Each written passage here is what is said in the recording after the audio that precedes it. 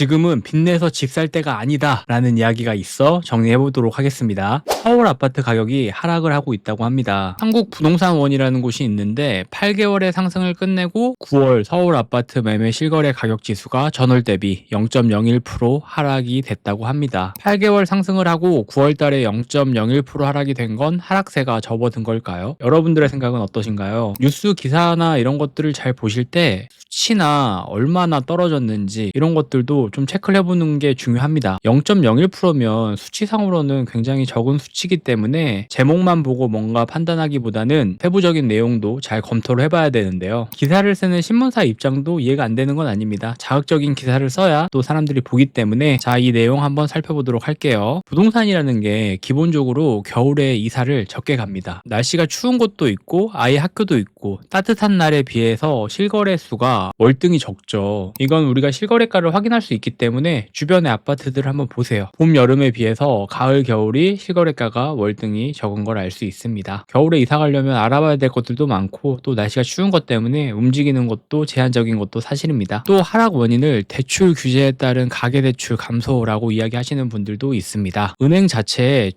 주택담보대출이 줄어든 건 사실입니다. 하지만 여러분 그거 아세요? 은행도 실적이라는 게 있겠죠. 예를 들면 10억을 1년간 빌려줄 수 있게 해줬는데 8, 9억을 10월 달에 다 빌려줘 버린 거예요. 그러면 남아있는 빌려줄 수 있는 금액은 1에서 2억 정도가 되는데 2달 동안 조절을 좀 해야 되는 상황인 거죠. 그래서 이것도 연초나 중간에 비해서 연말이 금리가 높고 대출이 좀 어려운 것도 사실입니다. 아, 그렇구나가 아니라 이것도 직접 은행에 한번 전화를 해보시고 알아보세요. 대출 상담사분이 있으시거나 아니면 주변에 은행에 가셔도 이런 이야기나 내용을 전달받으실 수 있으실 거예요. 아파트는 심리적인 부분이 큽니다. 정책을 규제를 해도 아파트를 사고 싶은 마음이 크면 대출이 증가하면서 아파트 가격이 상승을 할 수 있습니다. 반대로 정책 규제를 완화하고 가계대출을 확대한다고 해도 내 집 마련에 대한 욕구가 크지 않다면 주택 수요는 감소할 수밖에 없겠죠. 자, 그렇다면 우리가 지금 겪고 있는 심리에 대해서 한번 이야기를 해볼게요. 첫 번째는 겨울이죠.